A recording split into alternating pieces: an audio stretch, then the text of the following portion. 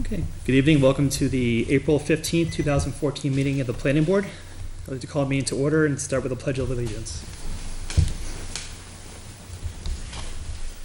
I pledge allegiance to the flag of the United States of America and to the republic for which it stands, one nation, under God, indivisible, with liberty and justice for all.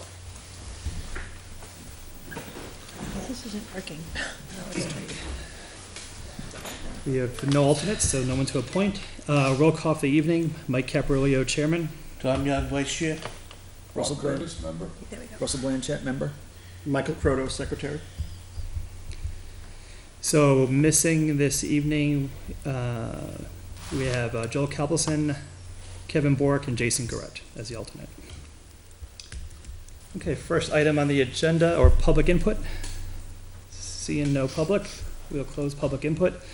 First item on the agenda is working on the impact fee ordinance draft and kind of picking up where we left off last time. Thanks. That's the, One that says new, or the first one, or the, go to the ordinance revisions, April 11th, 2014. got it. It's the first bullet right under that big yellow highlight. Now, anything that came in today, is that not reflected in the ordinance document we're looking at, correct? Right. Okay. Well, what came in today, that was just communications between Bruce Mayberry and the school department regarding the school facility needs for the methodology piece that Bruce Mayberry is working on, which Okay. is that separate component from the ordinance updates. Okay. So that was So that just could be tabled to another week to It's- look over. It's just a FYI, Okay, so that you're kept in the loop of those communications. okay. Was my understanding correct? Gives us a better understanding of the methodology that Mr. Mayberry is employing as he's developing the numbers that we'll ultimately be working with. Okay, fantastic. All right. So we left off with a big green marker, correct? Yep. We're at 1304.00, Page 6. use of funds. And just by way of update, before you get started, any of the yellow highlights are the changes that I made following the last meeting. Just Yellow so you- highlights are what we all agree to. for Yeah, the those are change. the, yes, those are the changes that you requested be made. So there's some new things deleted, there's some new things added, a few things edited.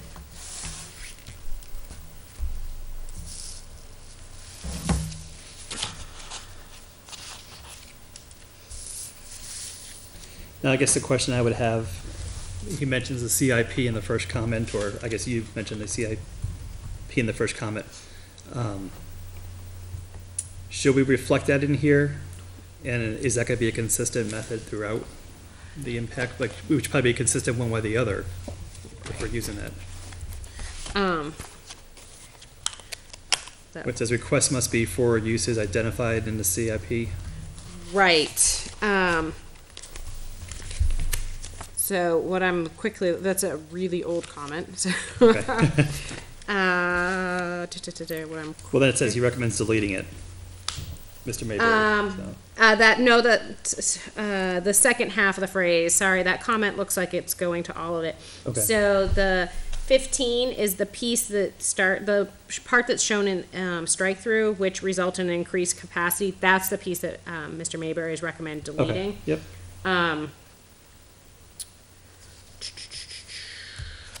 The request must be for uses identified in the CIP. I don't know that it's that they must, but it's more, it's a good plan to link the two and use, the intent is you use your CIP kind of as that planning document to identify what those capital improvement needs are for your community and plan for them in advance, so that ideally things that are in the CIP would be eligible for the impact fees. That's not to say, though, that something could come up that wasn't in the CIP that, Some unique opportunity that wasn't foreseen at CIP development time. right. So the thing I'm just kind of quickly looking at is Well, the must be the makes must. it, yeah, the must. Right. maybe make it a less harsh word as following the CIP for the Mhm. town. Because there could be something that comes up that just wasn't planned for some reason, that if it's not on the CIP, we couldn't do then, or couldn't be requested.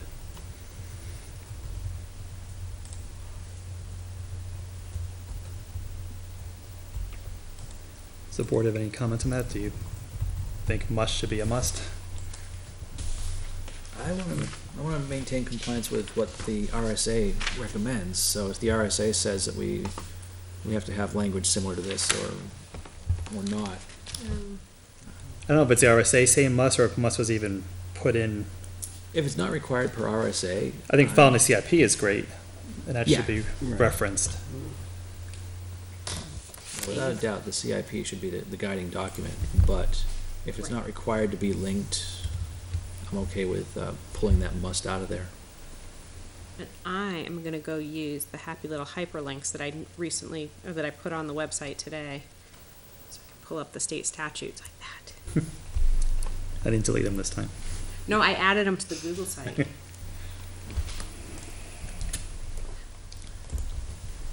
My understanding of the statute is that CIP is a prerequisite to an impact fee ordinance. So then it should be referenced then.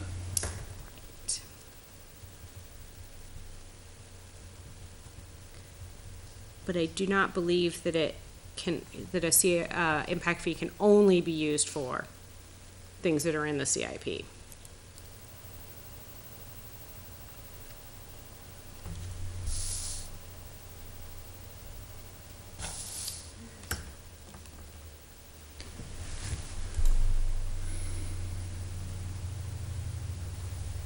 And so is that amended March 93? Is that for that whole paragraph? So this hasn't been touched in 21 Right. years? Okay. Correct. And some of it even older.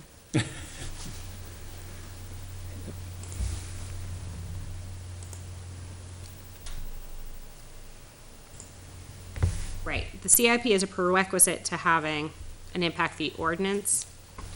That is correct. And, but it doesn't say that the project has to be in the CIP to be funded. Okay.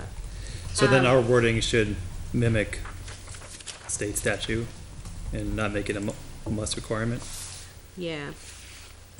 That would be my preference.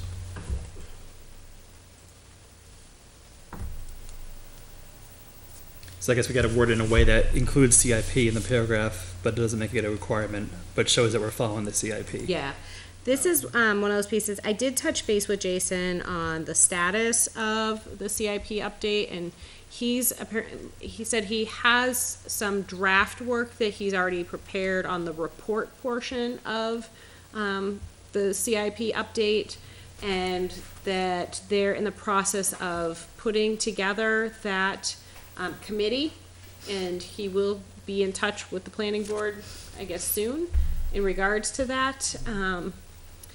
And then he expects that this summer it'll be very active in developing the CIP. And we talked about this and a few other, there are a couple other, paragraph D below mentions the CIP, that there needs to be some coordination between this document and that. There was also years ago recommendation from council that there be language included in the CIP that talks about the use of impact fees for projects that are in the CIP. So there's some, again, further coordination that we'll have to do later on between the drafts.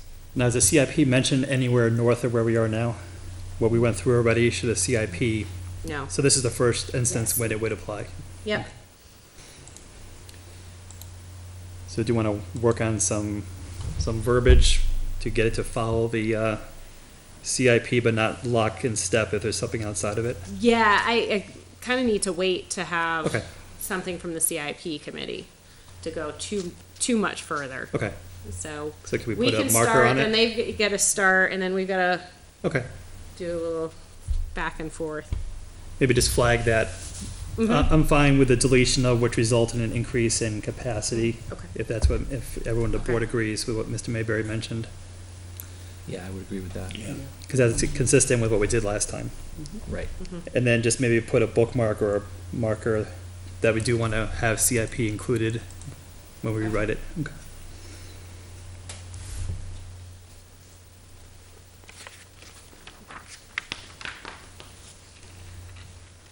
Okay, moving on to B. So language pulled directly from the school ordinance and can be deleted, so that is already reflected somewhere else in this document? Or is it redundant?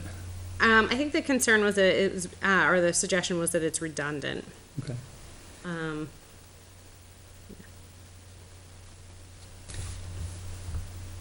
Did he mention where in the school ordinance? Well, it's essentially redundant with the paragraph that precedes it, except this is a little bit longer.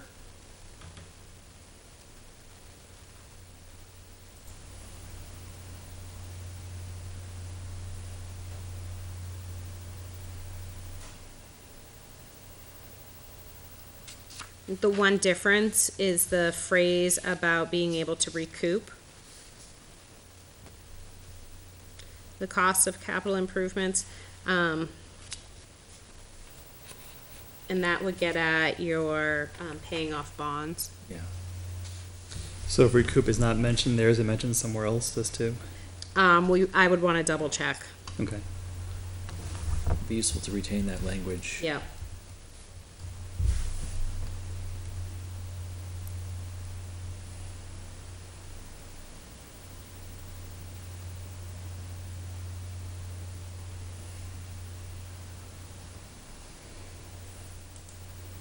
And I think in D, he mentions that also.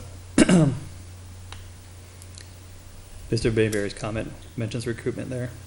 Yes.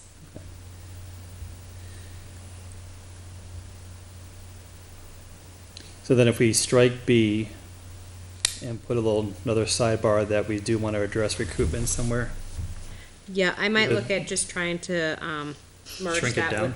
with, or merge it with A. oh, true.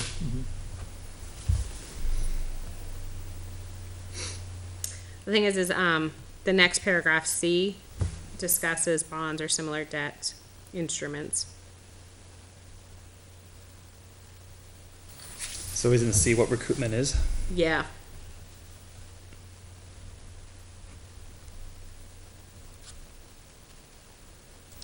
So I can work on just kind of smoothing that. Okay.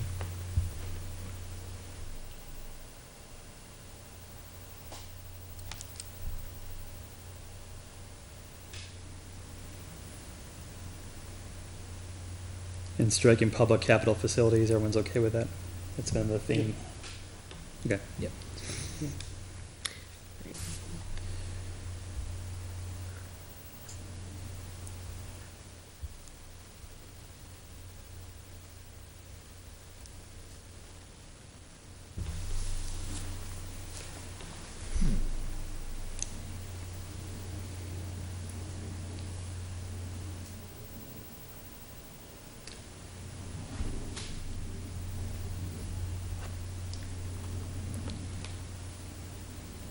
And I would assume D would be held off until the summer? Yeah. As a CIP item?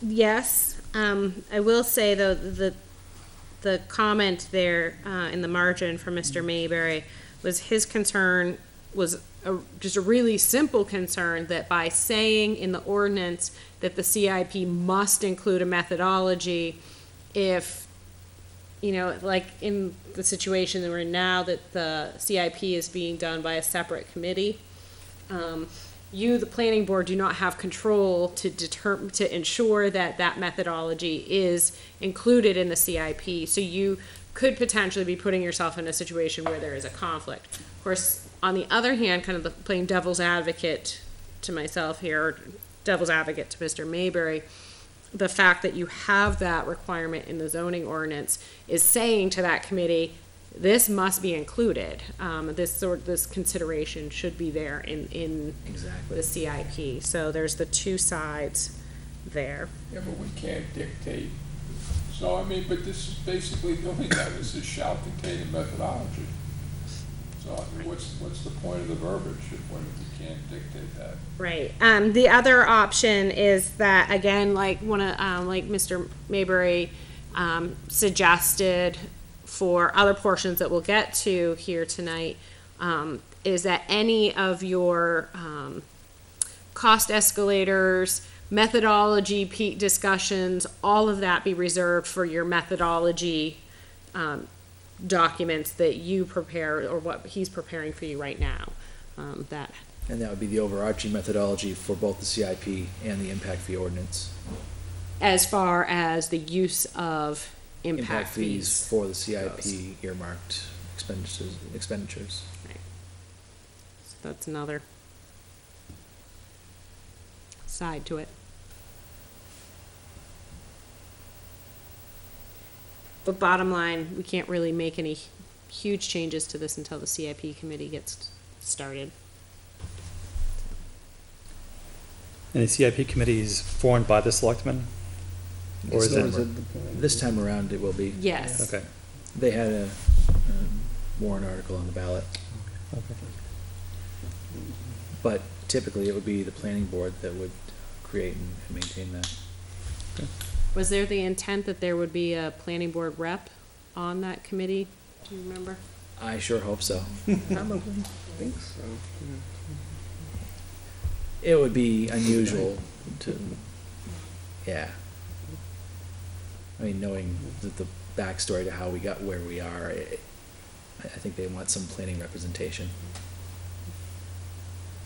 Alrighty.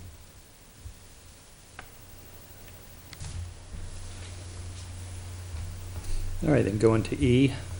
Funds may be used to provide refunds. So delete question mark. Yeah, 'cause it's kind of silly, because then the whole next section says. Refund if fees Board paid. may- Yeah, refund. Go to the next page, go to the next. So it just, I don't know. So I guess there's if you're nothing- spelling out very literally what funds may be used for, they can be used for refunds. But you do have a whole nother section that's on, so it's, There's no legal reason why we had to have it there. No. Okay, I'm fine with If you're deleting flow it. charting, you want to have that block. Yeah. But we're not flow Okay, charting. so I would strike it if we all agree. It segments easily to 1305, refund of fees. I was a little confused by A when I read it, and maybe it's just ignorance here, but Jason was saying we're changing how we're doing it. So you put a date as to when it's going to change the way we do it, but the way we're doing it now is going back to the owner, right? Right. So currently we're doing the owner. and that's what the statute said, and that's what the, not statute, that's what My your understanding ordinance was it was says. going to the developer who initially paid the fee. No, it's going to the owner of the property now, I believe. Which is Okay. what the ordinance, Yeah, the Also- ordinance says that, but I thought the practice had somehow slipped from that, where whoever the No, I'm developer pretty was. sure it's going to the owner, because she would have to send one letter, then they have to request it, just like it says in here. Request it back, and then it goes to the owner. of Well, this my property. confusion is he's saying to change it to make it going forward to the owner, but according to how it's written in A, we are doing the owner. So what's his box referring to then? I'm wondering if there was a, Because we're already doing what A says. right, I'm wondering if there was possibly misconception that the ordinance said it should be refunded to the original fee payer, because there are other places in the draft that refers to the fee payer. And so where you've got the fee payer in virtually every other section, and then in this section it said the current owner, it may simply have been the fee payer was what registered. So fee payer is seen where?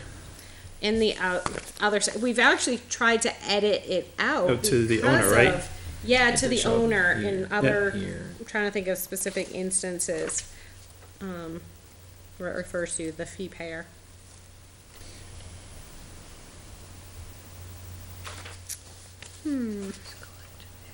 So is his bubble basically more so for the consistency of making an owner because A already does the owner? And he says that has been the owner for the past 4 years. And that's how A reads. A reads the owner of the property. So I don't think there's an issue.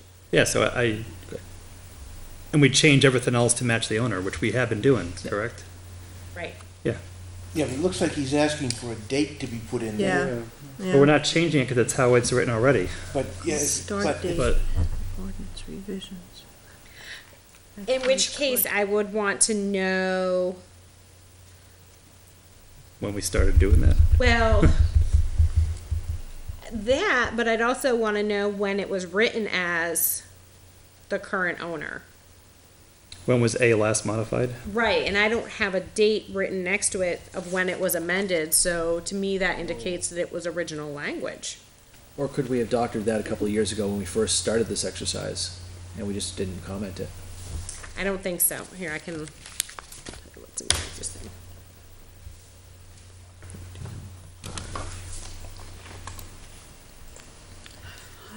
I have old zoning, so I could probably look back. Yeah, I've got it here. Well, I've even got, it wouldn't have changed in the current zoning, because I do amendments in separate files. Mhm.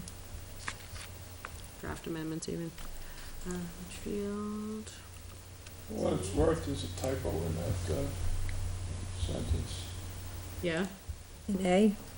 It's, and the stuff you haven't read there can be demonstrated by another party that, The. yeah, the original. My good typing. yeah, Jen, on this one here, it does say the fee payer. Where? On the, page 6 of the other old copy. A was crossed out, and any fee payer shall be entitled to a refund. On which version? This was the, March 2013. The one we looked at last week? No, the one we used, we had done the last go-round. I've gone to the town's website and pulled up what's published 2012 there. draft impact fees.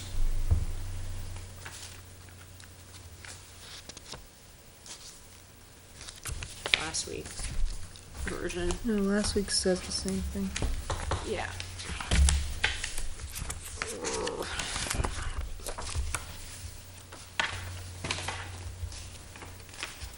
Right, here's the old one. 6. Oh, yeah, 'cause we had originally proposed to delete A and change B and, oh, I gotcha. Yeah. Because at the time, we were still going back and forth. on There who was a lot supposed to of get going it. back and forth, right. So perhaps it's an old comment that we've retained. Just to muddy the waters a little more. I like how it's written in the version that's published on the town's website, which to me means we don't change anything. It does say the current owner of the property on which the public capital facilities impact fees have been paid may apply for a full or partial refund, yada, yada.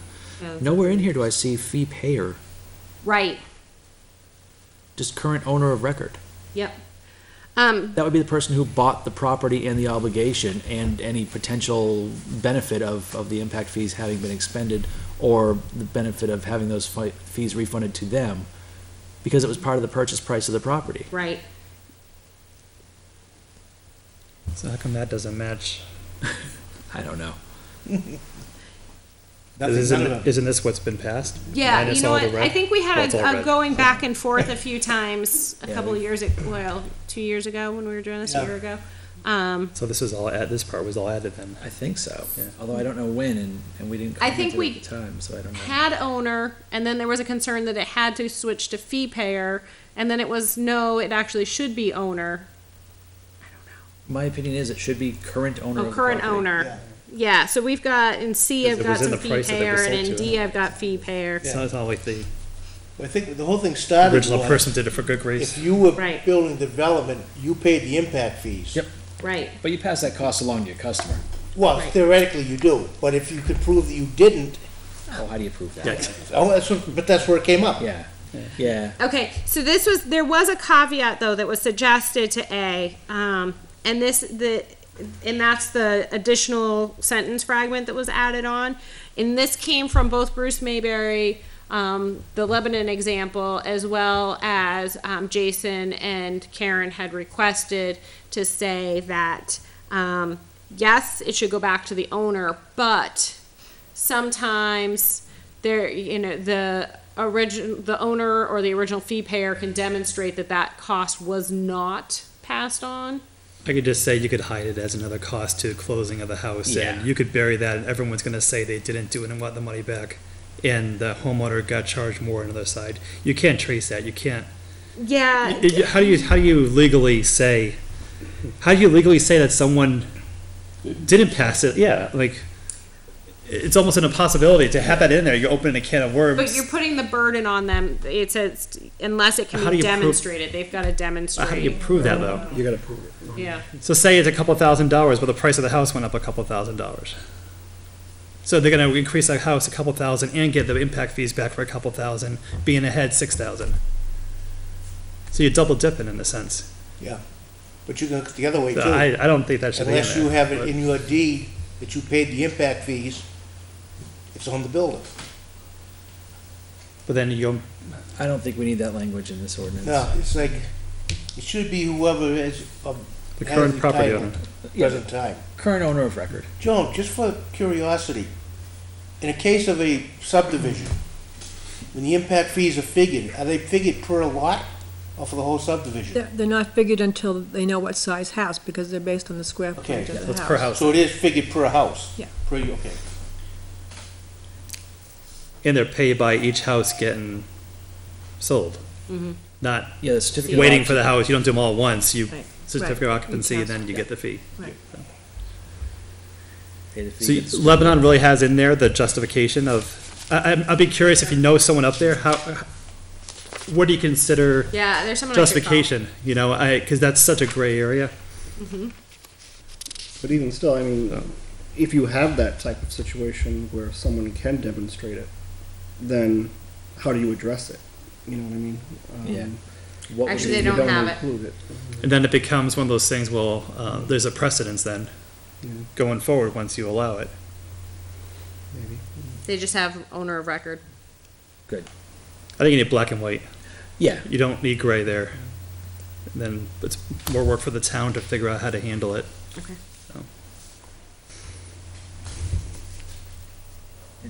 it creates a potential for conflict by adding that in. By not adding it in, it retains clarity, and the purpose of the planning board wants to achieve is clearly spelled out. And if a builder comes in and they read this and they know that the cost of the impact fees, they need to pass to the buyer of the house, which is fine. So they know it when they sign up that it's the owner of the house that could get the refund 6 years later. So.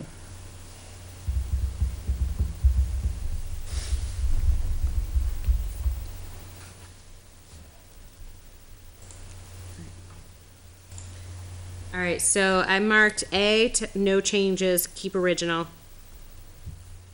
Well, not A that we're looking at here. Yeah, we'll strike the red. Yeah, the red is new. Yep. Yep.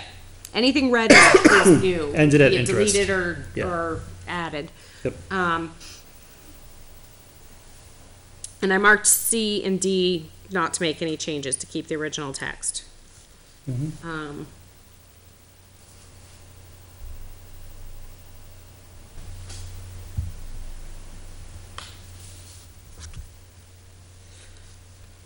Anyone else have any other problems with B, C, or D? Or comments? Well, on item C, it should be the Board of Selectmen notify the current owner.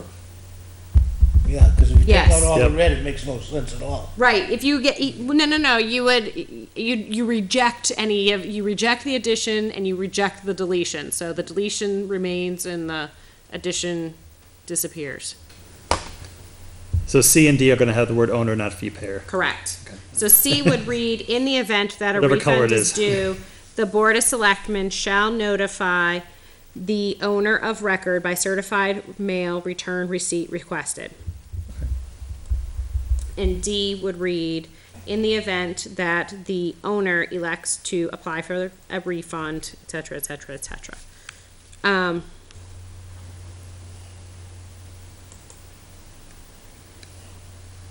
If we make it consistent and whatever, I don't know if you would anyway, but wherever it says owner, just say owner of record, Okay. just to tie it in more with owner of the home. Yeah.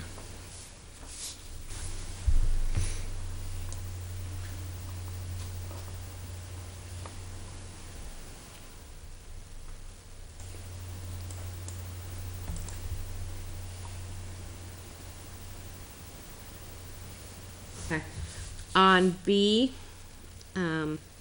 just a terminology correction to be consistent with the other terminology changes throughout. It should be refunds shall be made where the impact fee, parentheses S, has not been encumbered or legally bound, et cetera, as opposed to the public capital facilities fee. Because we're getting rid of And that. then, yeah. and then it stays consistent with the Yep. definition at the beginning.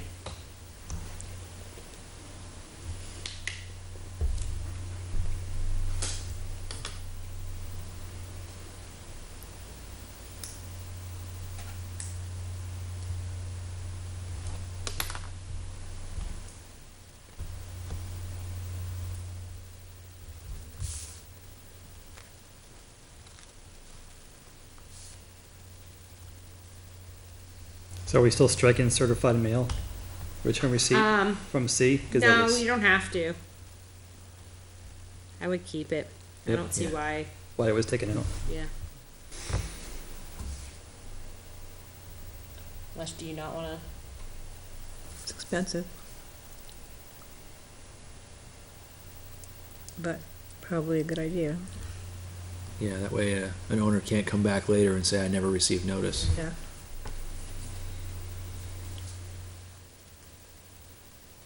So C will read, the Board of Selectmen shall notify the owner of record that in the event a refund is due, by certified mail return receipt, something to that effect. Mhm. I like that. I guess that's one thing to look at, what's the volume gonna be? And with the return receipt, are we, once this, Yeah, it's pretty true. It's not, probably not.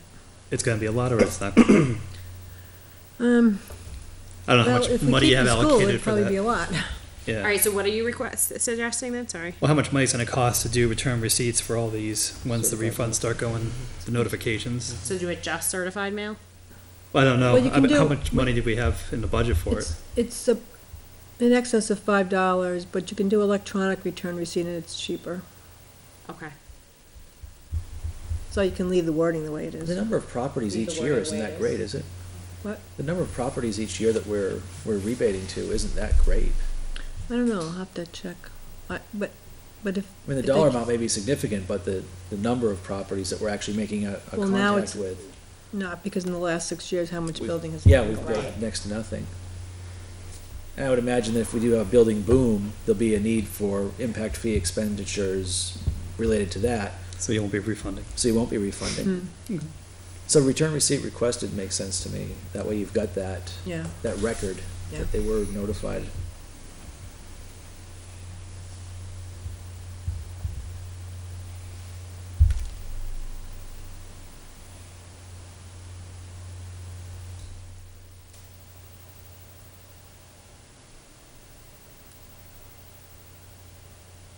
Is a 1 year notification that you want the refund a state law, or is that a good duration? Is that common with most towns?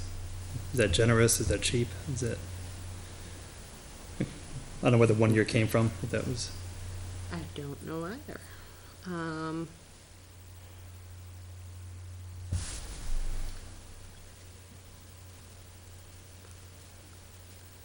To me, if you receive a certified mail saying you're gonna get money back, you'd respond. yeah, I don't think most people are gonna wait a year. Yeah. Yeah. Probably Monday morning they'll be here. 1 year's not statute. It may simply have just been, Easy placeholder. yeah, model language at the time. It's not a bad idea to keep it in there. You need Gives them something. a long enough window of time to come to a decision of whether they want the money back or not. Make it one day. And the idea here is to give back the property owner what's theirs that we didn't spend on their behalf. All right, so everyone okay with 1305? Okay. Yeah. 1306, credits.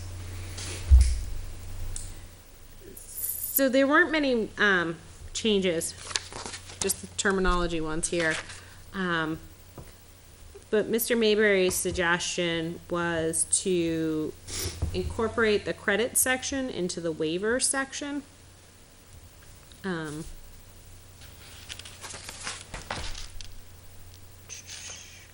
Did you guys actually have a waiver section? Yeah, there was a waiver section later, Yeah. because they talked about the HOP. Right. Thought it was in this document list, it was somewhere else. No, yeah, 13, page 11. Right. Yep, 1310. The waivers came directly from the school piece. So the question is, did the school piece have a credit section? Now, we're not building any more housing for older people. Right. Can we just strike that? On the waiver, or, Well, yeah, I'm sorry, I jumped ahead to the waivers. I'll jump back to where we're actually working and when we get so there. there was, sorry, just to kind of talk about the credit piece, there was a credit section in both the, regular capital facilities and the school facilities. Then the school facilities included a waiver piece as well. I think the waivers was more just simply to say, if you're building homes for an age-restricted development, you're not gonna have kids, you're not gonna have a school impact. Request a waiver. As opposed to a credit, where a credit comes up with, you're still required to pay the fee, but it allows for an alternative means of providing an equivalent to the fee. And which, Would be an example of that. See, alternative means, I mean, you're still paying the fee up front, so. yeah, so an alternative would be, They'll give you a fire the truck. board, no, to think more, yes, it could be a new fire truck. It could be, say, someone comes in and they propose this development that's just far bigger than anything the board or the town had ever planned for or was ready to address. And it was in a part of town that was 15 minutes minimum from the fire station. They may say, as part of this very large part of this very large development, we will also provide X, Y, or Z towards the creation of a new fire substation on our land or as part of our development. Okay. So they would be helping to provide and build community infrastructure. That'd be a really big. Is that Board of Example. Selectmen deciding what the equivalent credit would be, or is that us as the planning board? What is your current? Well, it say? says Board of Selectmen shall determine credit for Yeah. construction based. So does that mean, is that what it's referring to? So if the credit is not a full financial amount paid, the Right. selectmen decide what can be done to compensate for the lack of the coin. Right. So he's saying, They could donate land to you. Part Donate A land says as right conservation. off that land Park. and or Yeah. public Jeff Lane's a good example. capital facility improvements may be offered by the fee payer as a total or partial payment of the required fee. okay. So it's essentially an in-kind donation of equivalent value. So if he wants to combine this with waivers, it's not really a waiver because it's completely different. Yeah, it's I not think really so. a credit either. So It's, right. credit is a it's- bad word for it. Yeah. Yeah, So, I agree. because to me, credit means that you don't have to pay it, you don't have to do anything. Can we put something like alternate or impact fee alternate or something like that?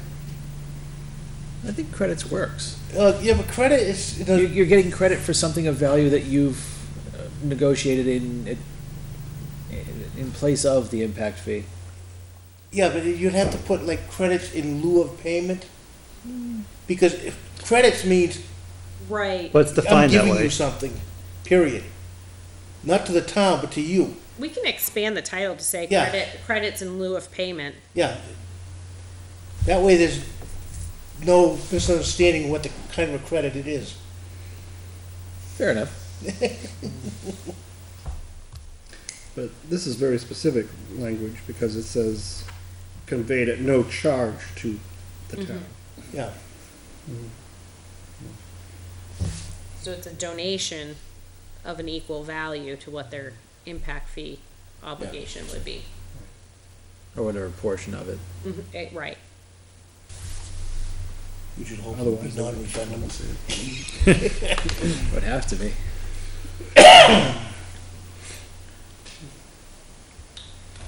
In addition to this lovely neighborhood, we'll give you a baseball field. But to that end, I'd say it's gotta, whatever the, I don't know, I mean, this is a Board of Selectmen decision, but it's gotta be something that, is meeting that need that's created by the new development. Yeah, they can't just say, I want to give you X, but we don't want it, or it's not practical or feasible. But it's the Board of Selectmen have the ability to say no to it, don't they? That it's not enough and or not what we need. Right. Yeah. They can't say, you know, we're gonna donate this lovely shiny bronze statue of a unicorn. Yeah. And it's worth $100,000. I'll give you 15 acres of swamp. Right.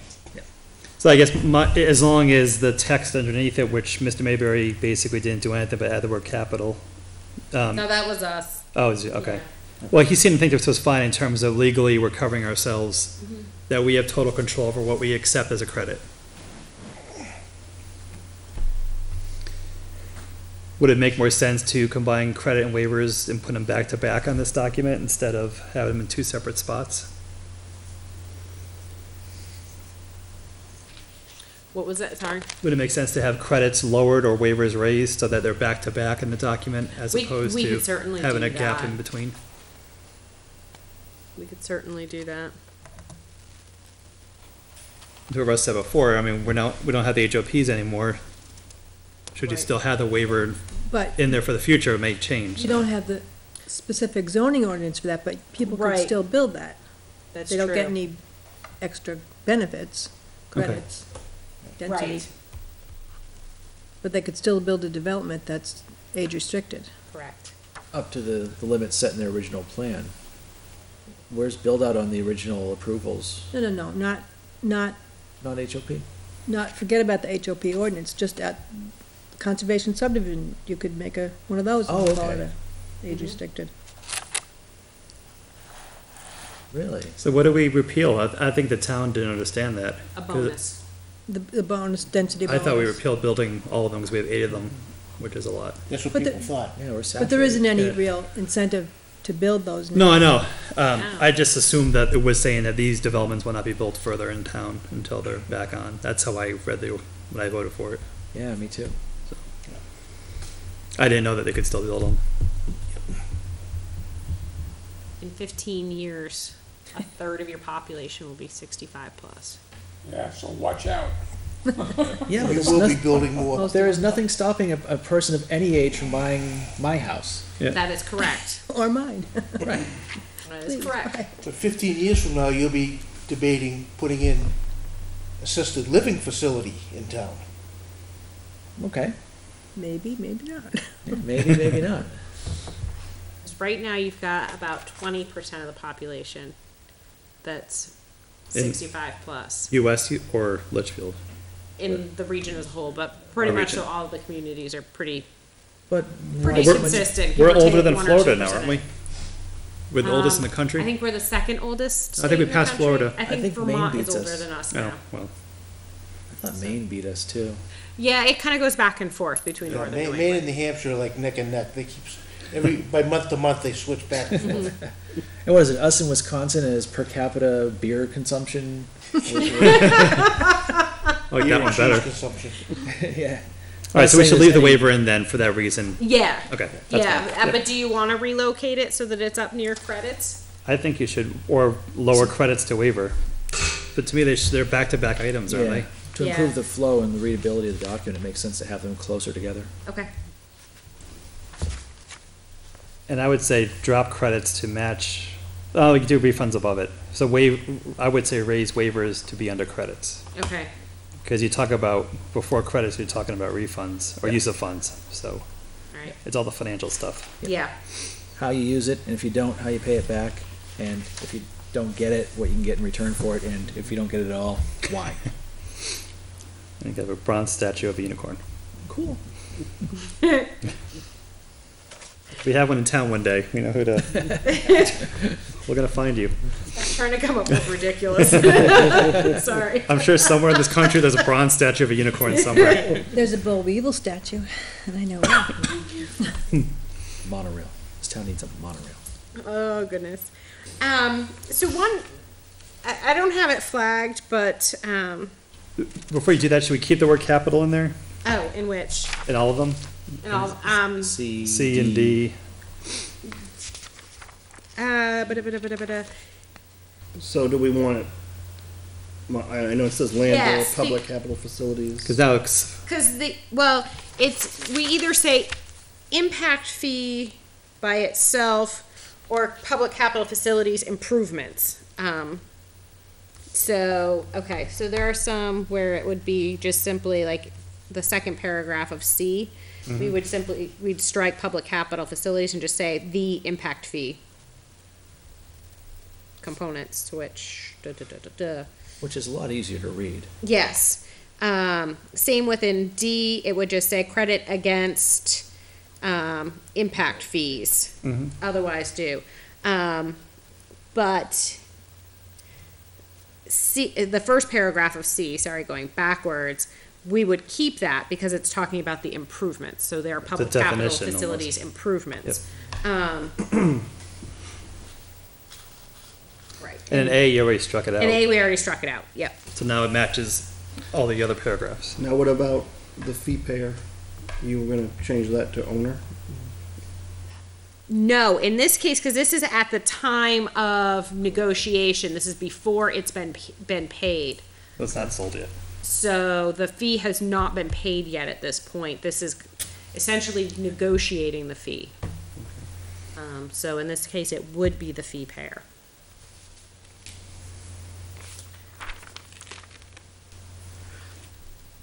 So in the credit section, on E, on page 8, paragraph 2, this came directly from the schools language. And Mr. Mayberry, I think, chuckled at this one, and said improbable that this would be offered or approved. And he suggested not even bothering to include it.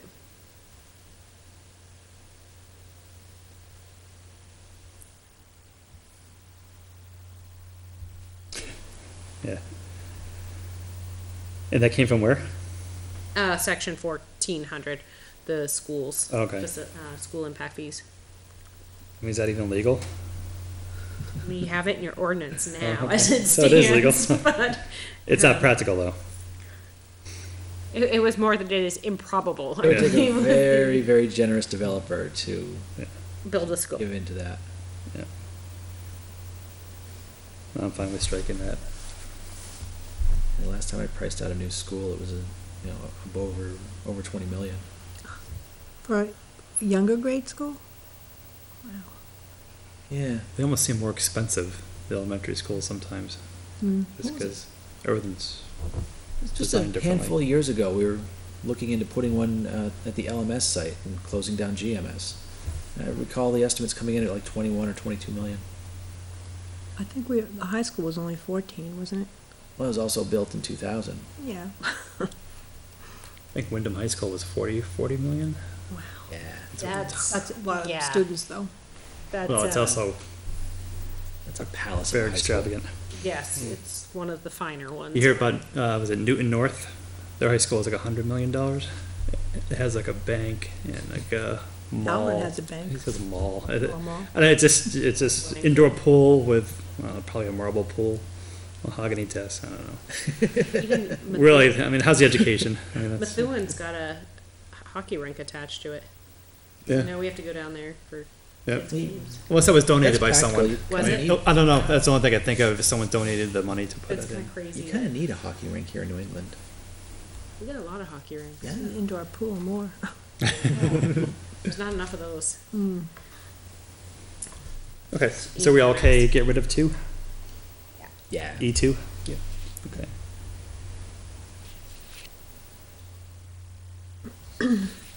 But if a developer ever does come forward and offer it, let's, Well, Let's I consider think it. you still would be covered by the fact that you're allowing for a Credits. credit. yeah. Yeah, that's just a honking credit. This is just a For- very specific And your one. definition of what an impact fee is and what a public capital facility is covers schools as well as everything else. So you still have something. And you can also charge impact fees and off-site improvements, Right. So, just to have right. a So lot of leverage with off-site improvements. paragraph 1307 there, additional assessments, that is the paragraph that says just because you're assessing an impact fee does not preclude the town from still requiring other off-site improvements. Can you just go back on H? You want to get rid of public capital facilities and just Yes, make it impact already fee? crossed You it did, out. okay. Yeah. Just making sure. Yep. So I will just kind of put in a little educational moment here with 1307. I should remember the name of the court case. It was a recent federal court case from about a year ago. You might remember what the title, the case was, Michael. It was a case in Florida that was a federal case that was regarding off-site improvements and off-site improvements being considered a taking. And so, or the exaction of off-site improvements being considered a taking. So you have to go back to the rough proportionality and nexus requirements for taking, what a taking is considered when you're assessing an off-site improvement. So there was a lot of concern in the planning universe after that case as to whether impact fees themselves were even still a valid assessment. And so there's been a lot of kind of going back and forth, and you know, everyone's got a different opinion, but I think the general consensus is, okay, you can still have your impact fees, you can still have off-site improvements, but you've got to be really careful to be defensible of what you're requesting. And you need to be able to back that up and say, listen, this development has this impact to the community or to this intersection, and therefore, as a result of this direct impact, then this improvement is needed. You know, so it's gotta be very closely related. The impact fees, that's why when Mr. Mayberry was here, he was talking about being very careful about how you structure that methodology and that process of going through all of that math to say that, yes, we can defensively say that this is the impact to our community of 1 square foot of residential development, and going through that process that he's going through. So just as that educational moment. So the additional assessments, it shouldn't be something that you get all really excited seeing that you have that ability to do.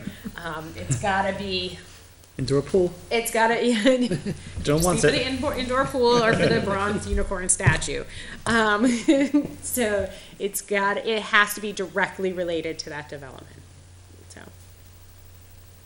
So you can't say, hey, you're Dolan developing. v. Tiger, that's the name of the case.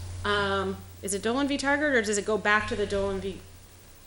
No, because it defers to Dolan and Nolan. As Seriously? that's the way I remember it. It's Dolan and Nolan were the original nexus and rough proportionality and I don't remember which one was Right. which. One was one and one was the other.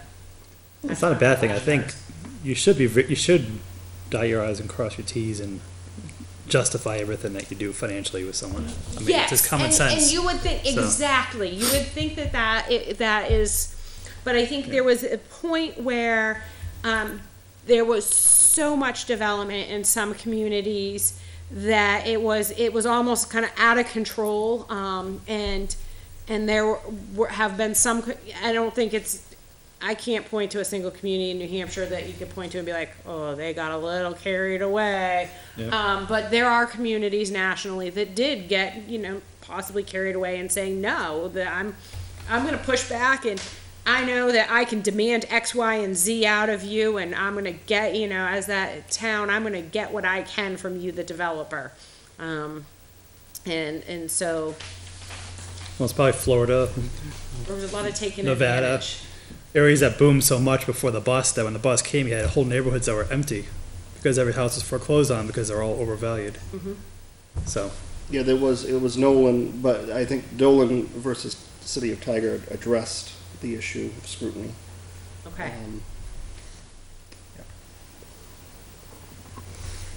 I see some good basic information. I'm just looking through the OEP's website and I can't find it It there. says here, No. it was- municipality must be able to justify using its land use power to demand exactions by showing that the exaction required is related to a harm caused by the development. Yeah. Which one is that? Well, it's a result of both cases, Nolan and Dolan. Nolan and Dolan. Okay. Isn't that fun? it's just kind of funny. Sorry. It looks like you made it up. So, but they said it has to show a harm? Showing the exaction requirement is related to a harm caused by the development. So the developer harmed the community by putting their homes in. Or, well, They wouldn't flooded the overburdening road. a system be a harm? For example, take an intersection. You got a new development at an intersection that's going to suddenly create a dramatic amount of traffic that at that intersection would potentially cause significantly increased risk of accidents. In that case, you could say, as that exaction, you could say that we need a traffic light. Yeah. As a result of your development, we have to install a traffic light at this intersection. That would be appropriate. And once that's negotiated and decided, then you can't go back afterwards. Like, once it's agreed upon between a developer and the town, it's legally, Yeah, when you Solidify, sign like on, it's- yeah, it goes into. there's no recoupment later in terms of. All right, so I think 1307, so those are just house cleaning strikes? Yeah. Okay. All right, 1308 is one of the only places with no red. So I'm assuming no comments? Or just no application? No, I mean, premature and scattered development, this is a statutory piece that you have, and it's a protection that the community has, to say that if there's a development that comes in that is scattered and premature, then you are not required to permit that. And the example of what scattered and premature would be is if you've got, take some, piece of land in kind of a far-reaching corner of the community that you're going to have a 3-mile road built to get into it, and you can't get fire there. There's no reasonable way to get fire there. It's just you can't service it because it's just too far out. You can say, I'm sorry, this is scattered and premature. We cannot provide the services necessary to that to support it. In Litchfield, and I mean, you guys I are don't so think there's any small and you spot. get such a road network that I don't know that you have anywhere necessarily. Oh, why delete it, though? Scattered and premature. I wouldn't delete it. No. Keep it. No.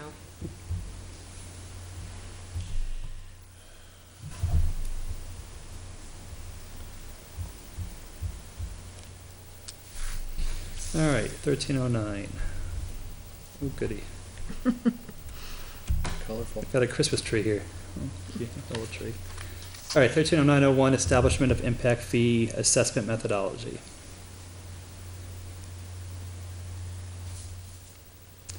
So the yellow here is what was moved from 1300.03? Yes. Okay. Yes, so you've got a lot that was moved, Yep. but the trick is with moving it, I reworked some of the language, so it doesn't show how the language has been reworked, which is kind of the challenge.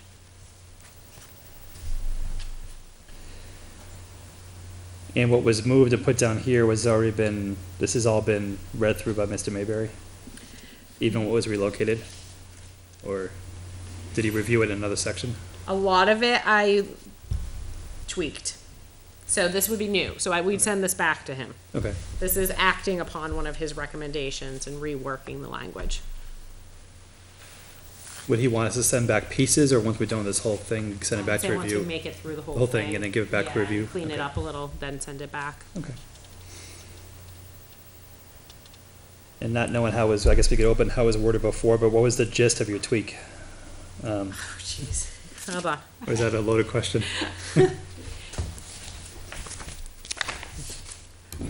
All right. I can do side by side. Hard copy here. All right. So we deleted from 1300.03, we deleted A through E, which we originally had. We started with F.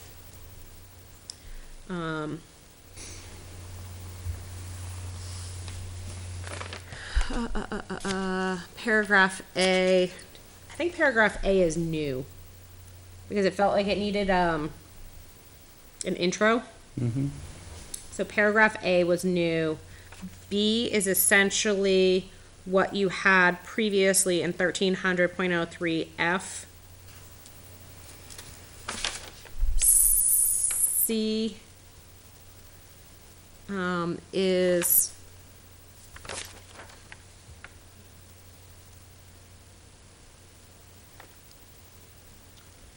the first paragraph of C, I believe, is a new paragraph.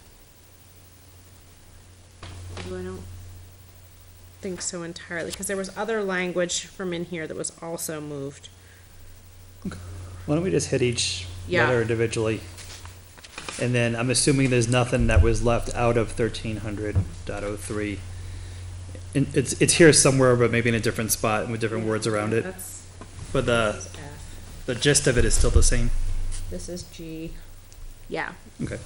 Why don't we start with A? This is We'll just review A as the summary introduction. I think it's great. Okay. It gives a purpose. It also allows you to come up with the methodology. Yeah, well, that's true. Do we get permission? All those details. Should in any of these to the CIP be mentioned specifically in any of these? Or tying into it, or is that something that needs to be? I'd keep it simple. Okay. Because bottom line is you're just talking about that that you can and you should Yep. come up with the methodology and the those basic guidelines for upon which you'll base that methodology and how you'll use it. Okay. Anyone have any questions with A? Okay. We go to B. So B is directly pulled from F. I just essentially tweaked that first sentence of it. Yep.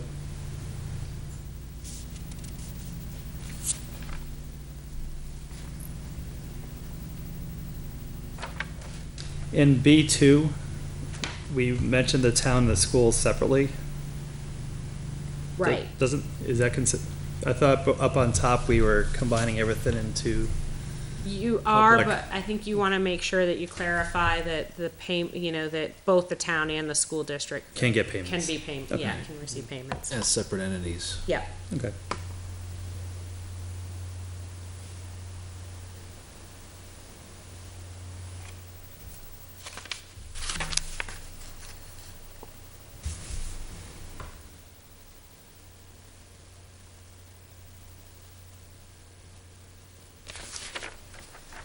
Anyone see anything in B? Huh? No, okay. I think B looks good. Go to C. C, I am pretty sure I pulled from another section in here. Trying to figure out if that's the case or. What is that, the information that you have highlighted in red, what is that trying to say? Because I'm reading it. That big C, the list second of, paragraph. Yeah. reports. That's saying we get rid of it. That's the existing old language. In the first half, we got rid of a lot of the dated from the 1700s. Yeah, so So you're gonna take that out, basically, right? 1800s, all right. Bruce Mayberry had suggested just getting rid of it and not referencing them at all. Yeah. And that's part of why paragraph C, the first paragraph, is so important. If you have that first paragraph that kind of says that you will, you know, can and it has to be adopted and it has to be done out following a hearing, then Yeah, I mean, it just, there's no, I can't make the linkage between the first paragraph and the second paragraph. the second paragraph is listing out all of those that you have thus far adopted, the whole history of adopted reports. You have ever used. I think he's saying it's disjointed with the first paragraph. I would take it out. Oh, yeah, no, I think we're going, Yeah. yeah, we all agreed to delete, that's what we did in the top half of the document, is any references we just took out. They're gone. Okay. First paragraph of C, that was fine with everyone, before we move on? Yep. Okay.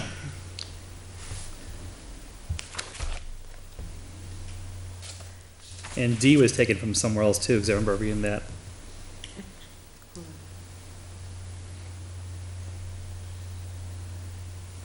That's pretty straightforward how it's worded. Yeah, it is. D and E are new, That's new? Yeah. totally new.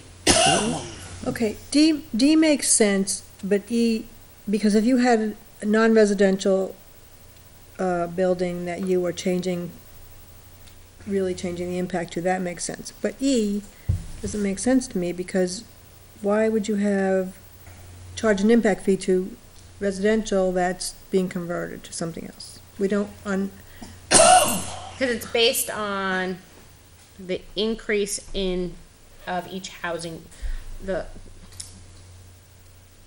we don't charge it now for alterations, only for this brand is, new. right, this is not for alterations, this is for when there are new housing units created. But it says by conversion or modification. What does that mean? Existing use, but not a residential use. Right. Like a mill building that was a mill building. Right, we Making could it say condos. existing I think it doesn't specify non-residential here, though, because imagine you've got an existing house, a larger house, and someone decides to split it in half and create 2 units, which they're allowed to do. What about an accessory dwelling? Are you gonna charge? Well, He's not, no. that's a good point. Accessory dwelling units is a good point. Or so if you took a single and changed it into a duplex? Right. Or if you took an old farm, took the house as a unit, took the barn and made that into 2 units. Right. Kind of And you that have 3 fuzzy. units for housing.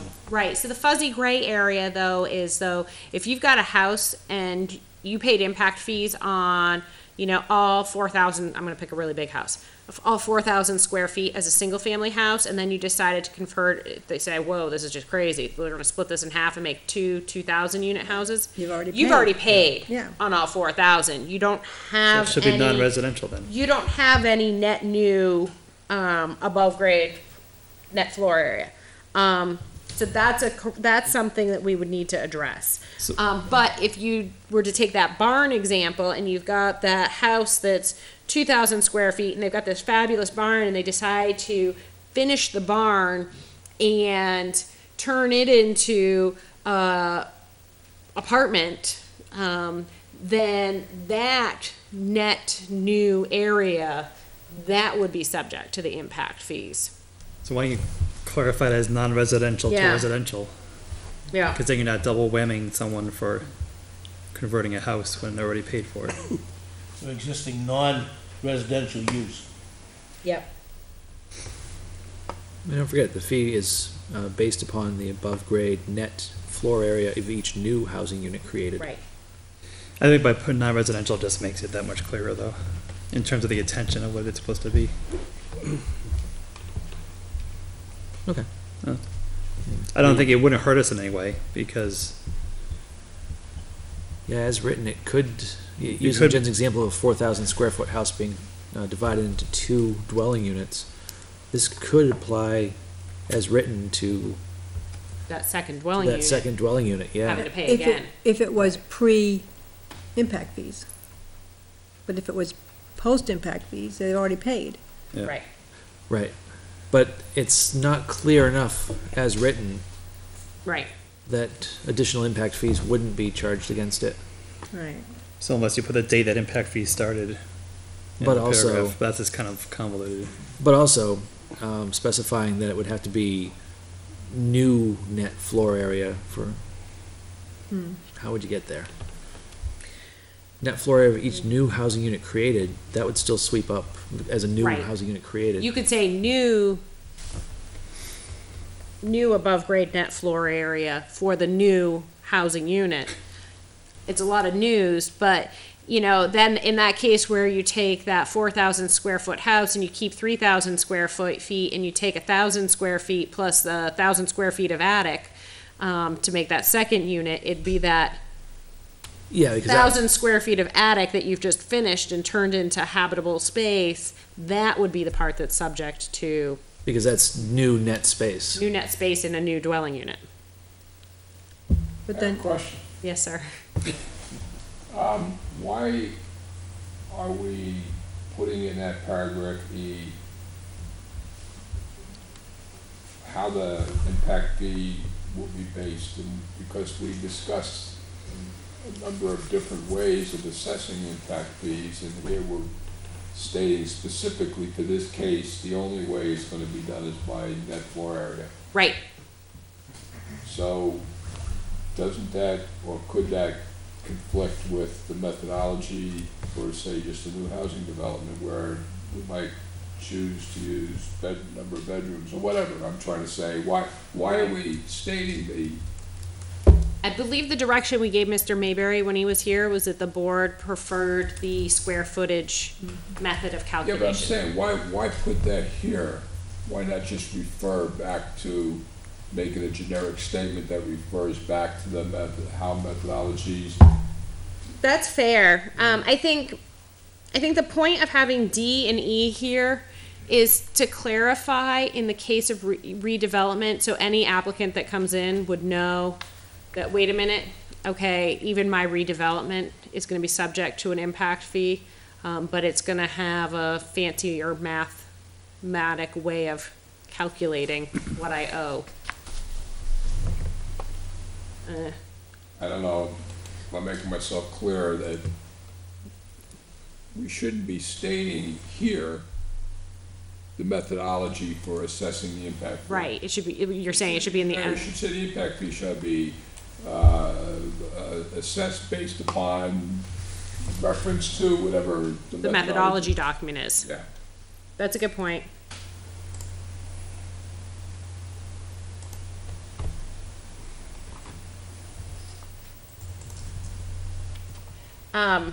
Maybe work that paragraph a little bit. What I can do is touch base with Mr. Mayberry and make sure that we include some language in that methodology write-up on how, you know, special circumstances for redevelopment, how the methodology would be computed, or how the fee would be computed. And then in that case, D and E would just be in that methodology document. That sounds good. Yep.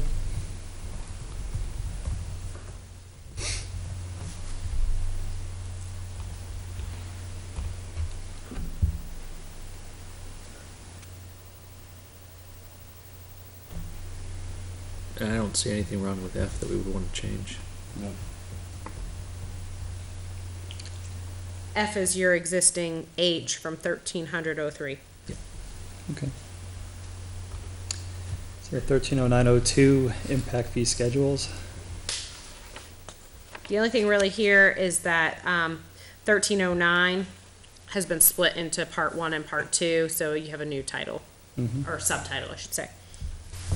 And then I think you've got just the minor tweak of deleting the public capital facilities before the word impact fees.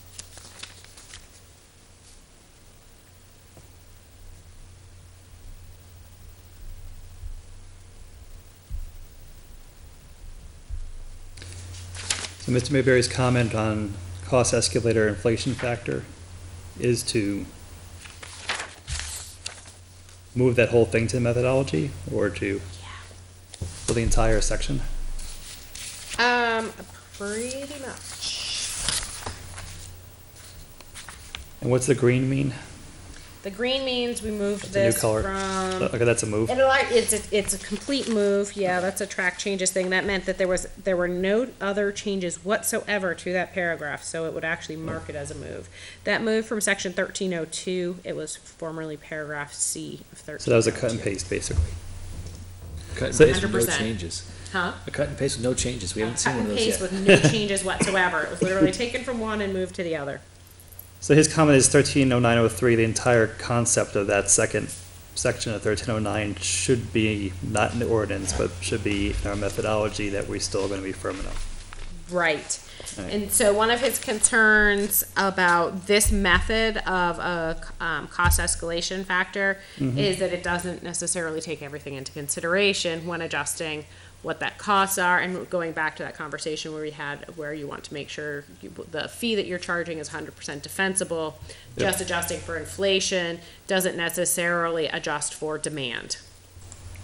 So all the concepts in this entire section will be relocated to methodology, or do they exist already there in some So fashion? that'll be a piece to discuss with him, and figure out how to incorporate. We may still include a As of now, do we have any of it, or- provision that says that the methodology will include some provisions for adjusting the costs from time to time. And that would not be reflected in the ordinance, or it's in the ordinance reflecting the methodology? Like somewhere in the ordinance, we should have that, even just a sentence saying refer Something it that back says- to the methodology. Yeah, I think Right. so. I would So agree. 1309, instead of being a page, could be two sentences. To refer it to the Okay. methodology. Yeah, Yeah. yeah, refer it back to it. Yeah. Okay. Are we all okay kind of tabling that second section of it until Mr. Mayberry comes back, or? Oh, yeah. Sure. Okay. Look at this. All right, 1310 waivers. Kind of touched on this briefly. Waivers only be for the approach.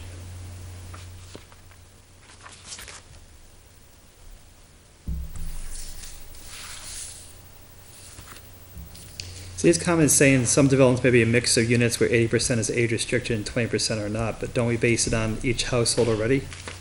I thought we just discussed that, Each dwelling unit is assessed individually.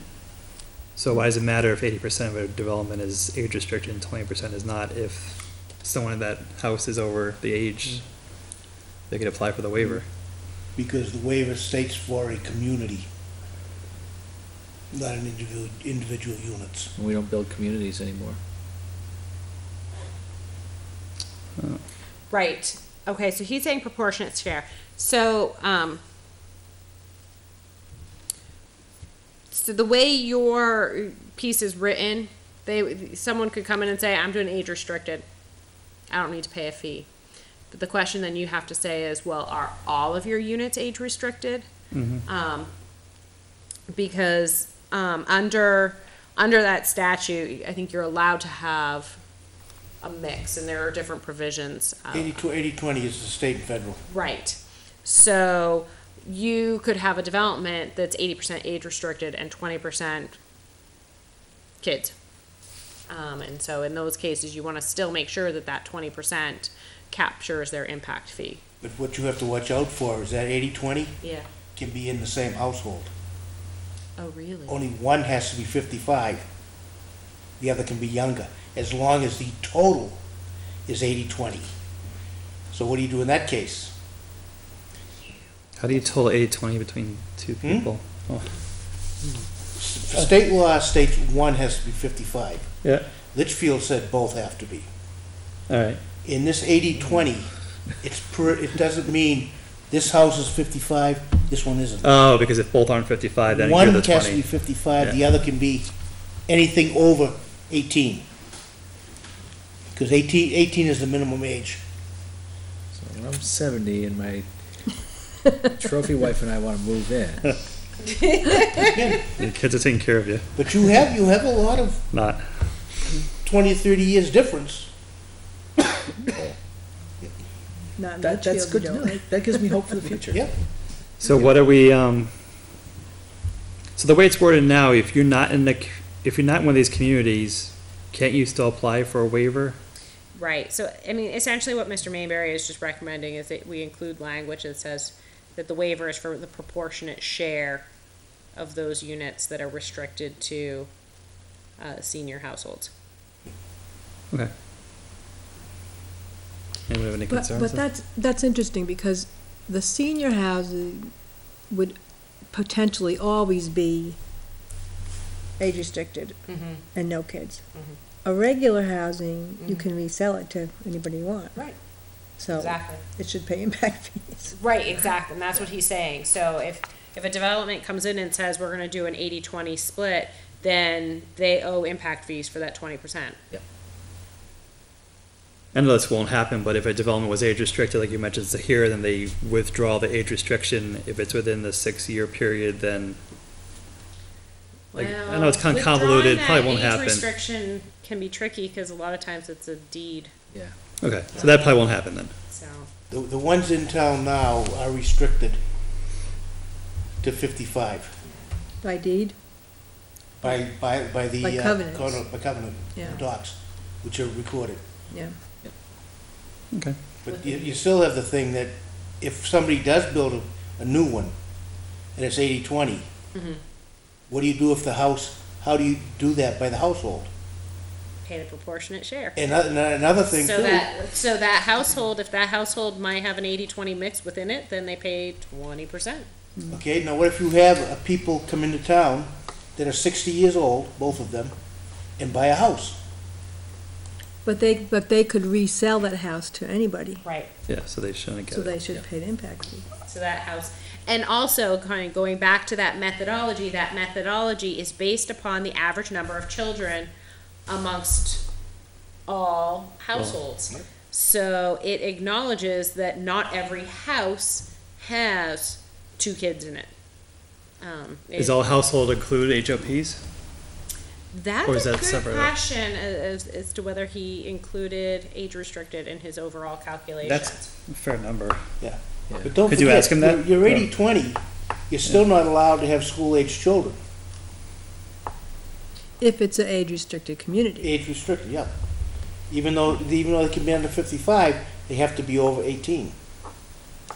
I don't think that it would hurt having a sentence in here saying that waivers will apply only to The age restricted, the percent of age restriction in any new development that's mixed or whatever the right. Yeah. What board does this go to, the selectmen or the planning board, the waiver? It says satisfaction of the board. Good question. I think the selectmen would like to deal with that, actually. Oh, up here it says, but is this part coming out the dark red? Yeah, yes, In Grand. it's all related. Says may request a waiver. Satisfaction of So the they may board. request a waiver from the planning board.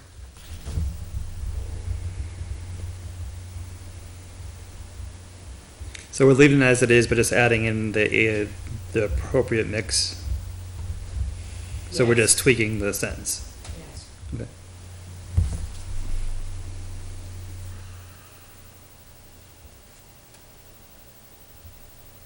Yeah, so the way it's written here right now is pulled directly from the existing 1408.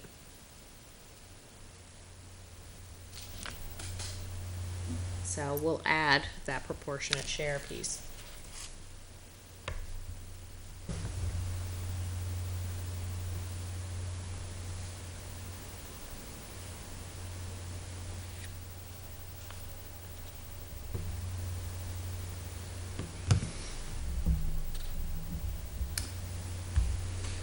All right.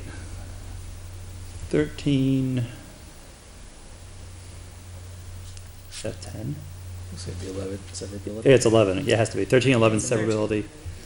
No comments, no changes. I assume that's the way it's been forever. Right, it's just a renumbering, because where I dropped waivers in. And 13, 12, obviously we'll change that date. No, the ordinance became. Oh, that's an effective. ordinance date. Yeah, Okay, that's when that the will work ordinance doing this. itself became effective. Okay. All right.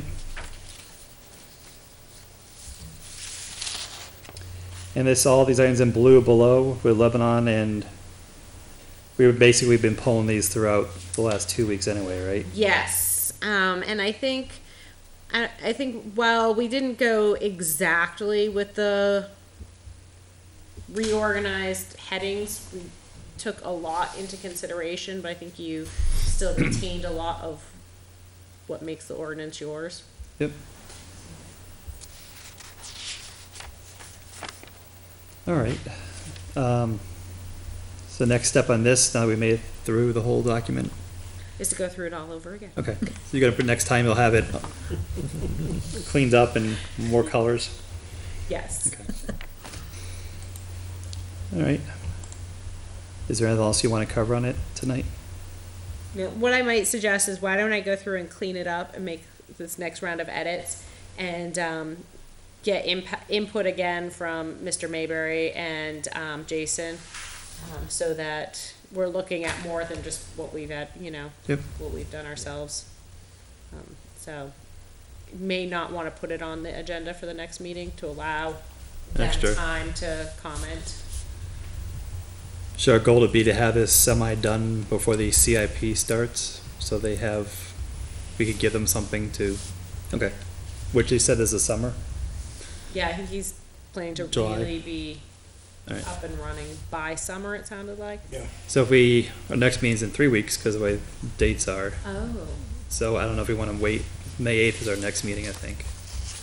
Well, you can put it on, you can tentatively say. In have case it there's on the something next that you have back. Agenda, and Yeah. if we just don't have comments back Yep. in time, then we can wait.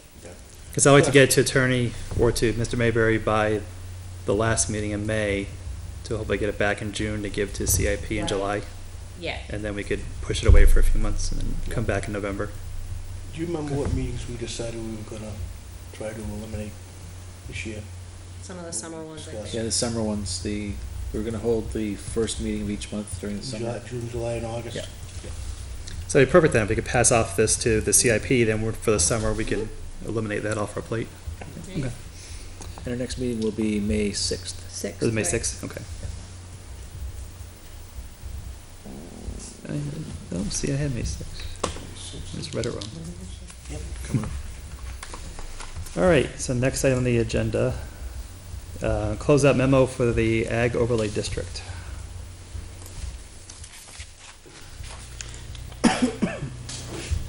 I gotta say, I liked how you set it up. Thank you. Just, it's a good summary document. And I saved this somewhere where I could always find it, because I think it's a good snapshot of everything from all of last year. Yeah, it in tries to one kind of go spot, so, through yeah. Bless you. Excuse me, thank you. all that fun.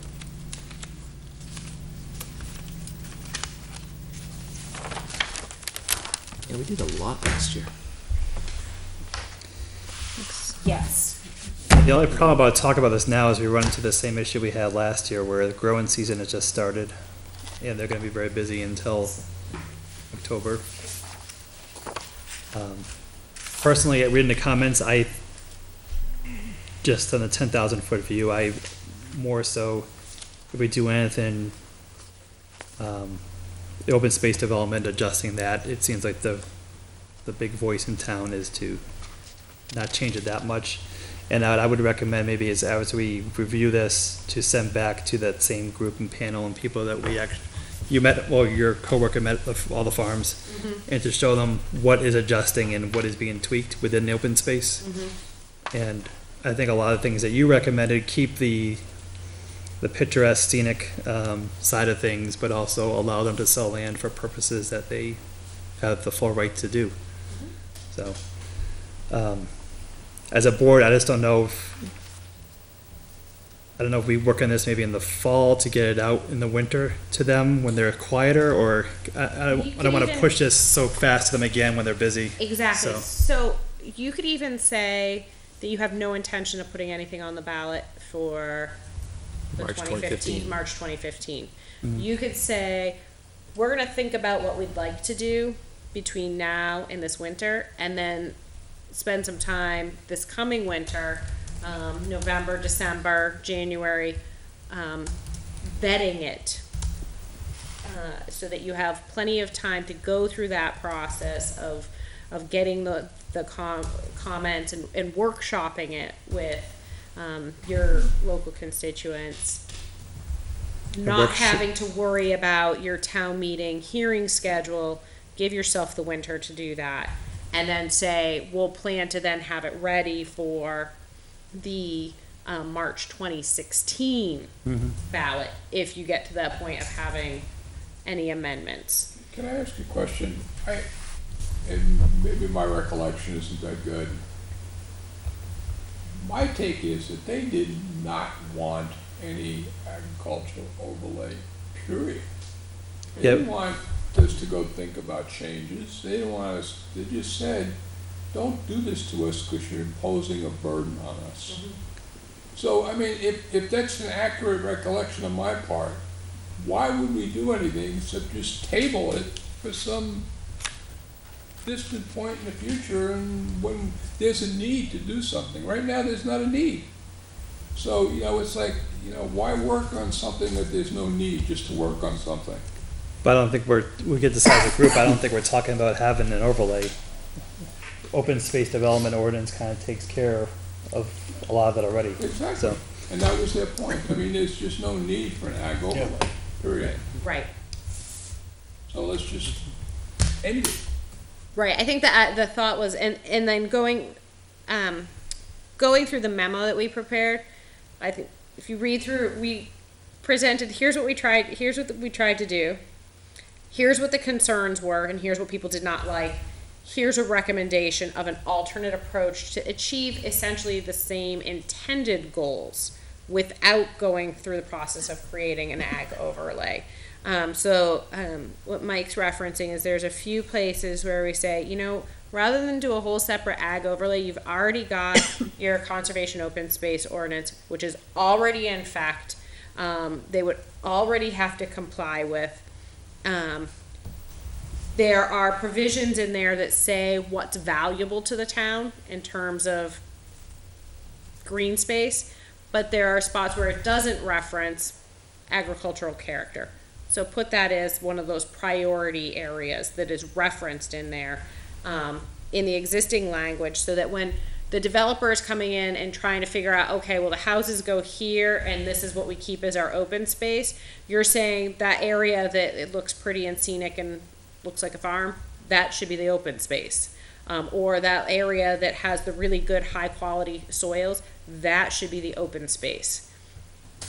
so it's not making the overlay. And I think they may want to address this because they had concerns about the setbacks on 3A. That was a huge concern. And I know if they want the setbacks addressed, that's part of the open space ordinance, so the only way to address that is to have these kind of discussions. Otherwise, Right. it is what it is. So that's looking at. So they have some page 3. incentive to come in and tell us their opinion on that, because they wanted those smaller, they didn't want 250.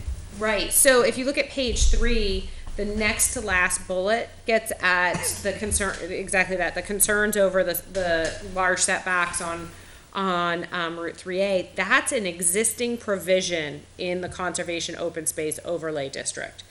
So what the recommendation is here is that you heard overwhelming opposition to that provision of something that you already have in your ordinance. So perhaps it'd be worth considering reducing that in the existing ordinance Then we not to even, make it more flexible. I don't know, most of it's farm anyway, do we make it as re-looking at the open space ordinance as the topic, not necessarily the agricultural reference to it? And by that, this will address some of their issues, and we could also describe about, the common sense of, the good soil should be the farm side, and if you have crappy soil, then put a house there, which would probably happen anyway, but why not put it in writing? So, Another reason to kind of push this off and not start it at this point, or maybe not till this winter, is, I mean, there was the one, open space application that they came in for pre-application, but they've yet to submit a formal application. Right. So you've yet to go through the process of even testing your open space ordinance. Is that the expanded development? Right. Is that the one you're referring to? Right, there was, Off of Hamel Drive. Off of Hamel Drive, right? Pre-application? they came for the, I wasn't here for that one, I was, He came They in, came in and they Mr. mentioned it. Souza? Came in and- Yeah. Yeah, they mentioned it, they had a kind of conceptual, not, it wasn't even pre-application, it was a conceptual conversation that. It was a they side- had- By setbacks, yeah. Yeah. the side lot, the Right, side right. setback, they wanted reduced. So they, yeah, so the, But right, that has not come, we haven't heard it anything hasn't come more. in, but it's something that's, you know, is out there and in the works. Let an application go through the process and see if there are issues with the ordinance, see how it performs.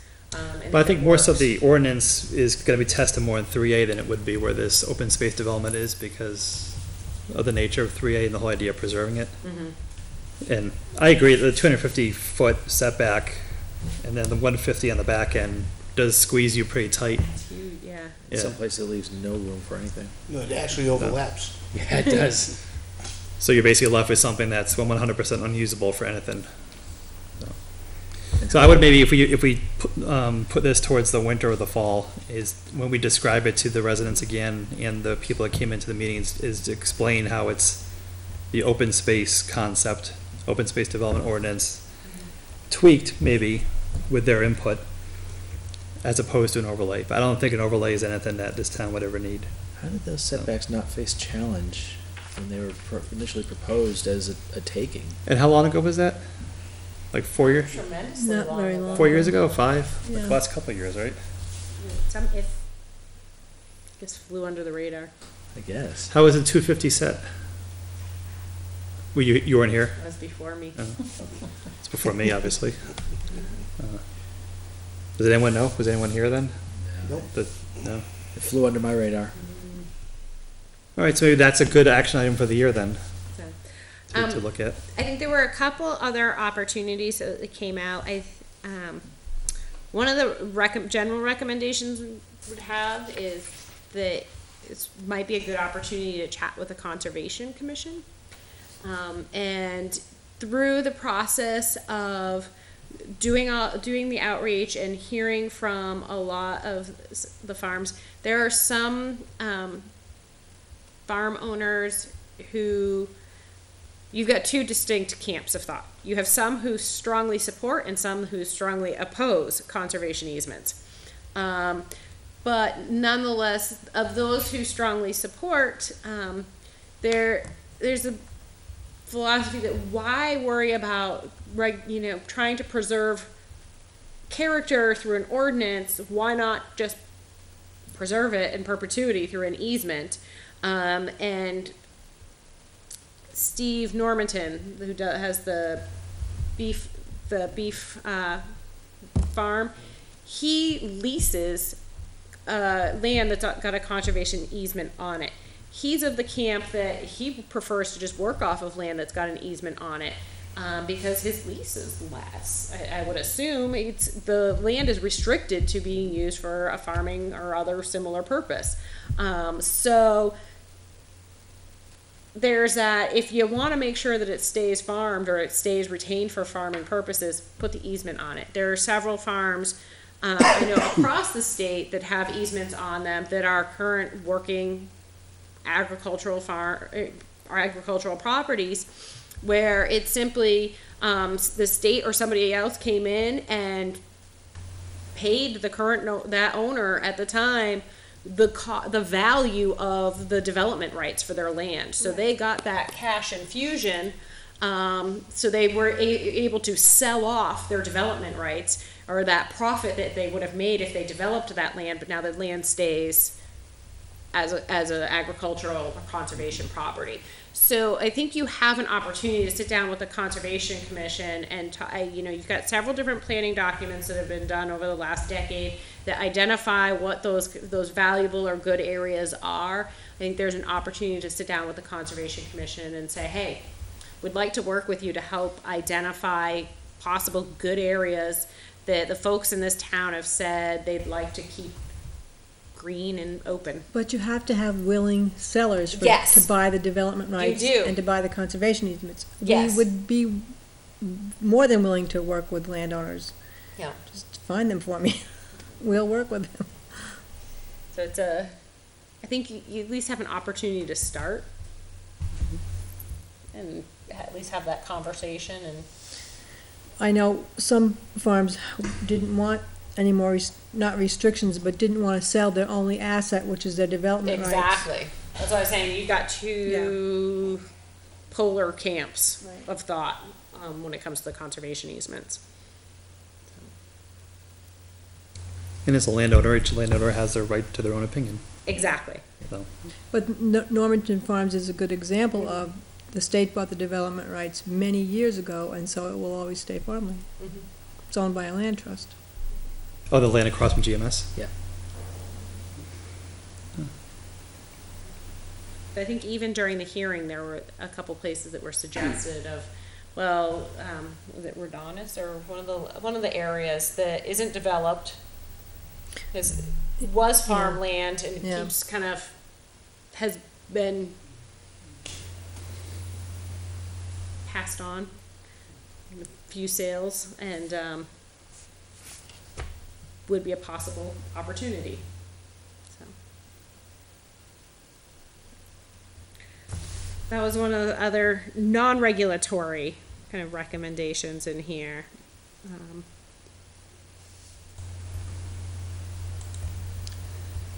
So I think this might be something good we pick up in September, Yeah.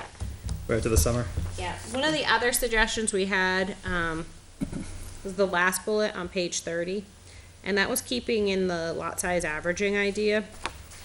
Page And this 30. would simply be something where you could say, for any of your lots, you could either do this on Route 3A, or you could do this anywhere in town, where you could allow lot size averaging. So that it's essentially a more flexible version of conservation open space. You got far fewer hoops to jump through. You simply say to your developer, listen, you got 10 to 20 acres. Just make sure on average you've got one dwelling unit per acre. And you can stick all of those units on 6 acres instead of, you can put your 10 units on 6 acres and leave 4 acres of undeveloped land if you would prefer. And you can do it as an optional provision. So that's another kind of alternative that you could use that would still get at some of the objectives of maintaining green and open space. It wouldn't be agricultural preservation. It'd be lot size averaging. But the owner of the land will get the same amount of money, whether they have 10 houses on 10 acres or 10 on 4 acres with what you mentioned. I mean, Exactly. the owner of the land is still not hurt. In fact, they probably by it. have greater profits from clustering those on Yeah. fewer acres because they've got less of their site development costs that they've Utilities got to and- invest. Yep. So it's kind of a win-win type. And those are all items that I think most people would be content with discussing, Right. because it's not restricting their use. Okay. So that was it. All right. So we'll just save this kind of and leave it down there so that it's available in the future as a reference. I think it's a great summary, just like Donna's explanation of impact fees, a 20-page minute note. It's good reading. All right, next item, approving the minutes to the April 1st meeting.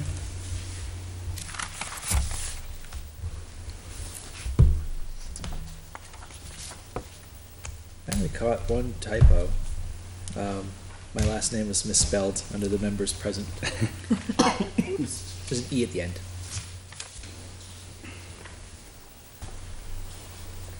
Oh, and in section 1, work session, impact fee draft ordinance, at the end of the first sentence, let's see, they had made a first past effort, it should read first pass.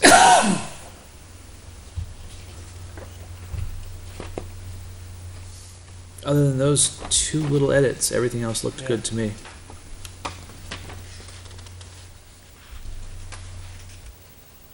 Someone have a motion? Make a motion to approve the minutes of April 1st, 2014 as amended. Second? All in favor? Aye. Opposed? Abstained? Abstain. Aye. Carries 3-2. 302. 302, I'm sorry. Anything else that you wanna? No, I'll just mention a couple of updates that I put on the meeting site that'll stay and carry forward to each subsequent meeting site. Just trying to put a few more resources and educational materials in a handy digest format for you, so you have them at your fingertips. Just really quickly, get my Google back That here. is handy. I The do like having checklist. it. Huh? The checklist. Yeah, so the checklist is up. Yep. So, I gotta hit the back button a couple times, sorry. Okay, so under applications, I added the application checklist, so it's always there, so that when you have a application that comes in, that's the, kind of that process that you go through, to review an application. So it's just, it's archived there, so it's handy and at your fingertips. The other page that I added is resources. And what you have there, hyperlinks to, is your planning and zoning statutes, the quick link to your own ordinances on the town's website, and then Which that'll be updated soon. okay, which will be updated soon. There you go. There is pulled just 5 different links to really good resources to getting more information on planning board basics. So you've got OEP's Planning Board Handbook, which is kind of the go-to guide. Link to their past conference materials, because every year there's a few sessions on planning and zoning board basics that have really great handouts, and they do include those handouts on that website. And so they're great synopses of just that, the basics, rules of procedure and what you should be thinking about. Another one is the New Hampshire Citizen Planner, and it's a collaborative of different folks across the state who've put together online modules, they call them, of different topics. One is basics. They cover the basics in 10 minutes or less. And it's, you just watch the video online. There's someone who talks you through it. And it's got, it's slides that go.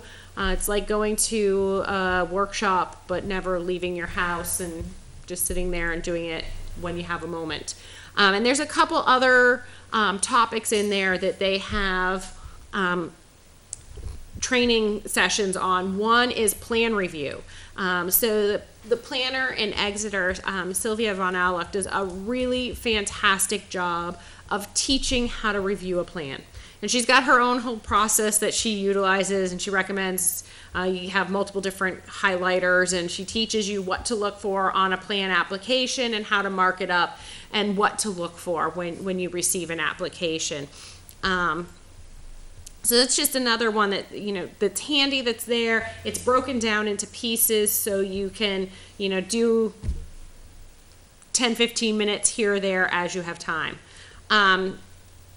We have at NRPC a whole series of fact sheets on different planning topics. And then OEP's A to Z subject listing has just about anything you ever wanted to know about, has information on.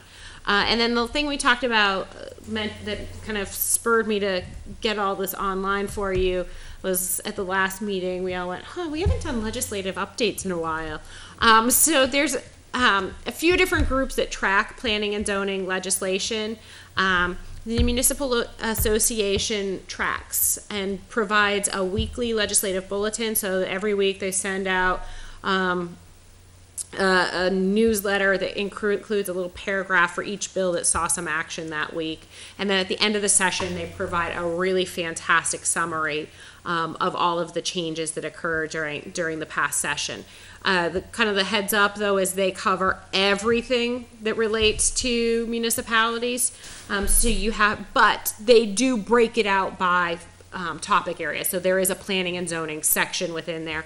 But I'd also recommend, if you do use theirs, to also look for their environmental piece as well, because there is some overlap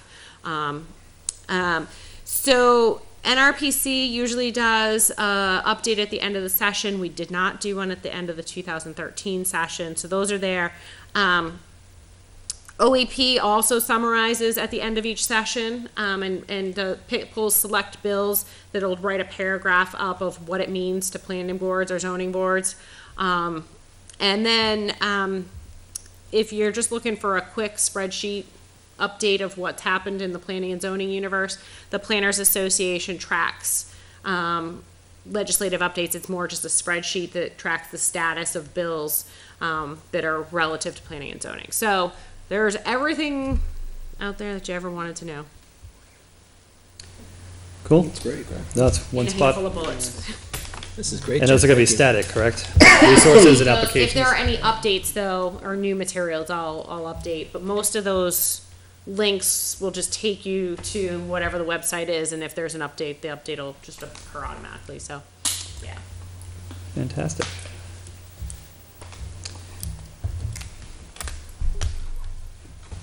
Looks like there's nothing else this evening.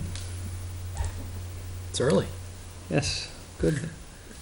I make a motion to adjourn. Second? All in favor? Aye. Aye. Opposed? Abstained? Passes 5-0.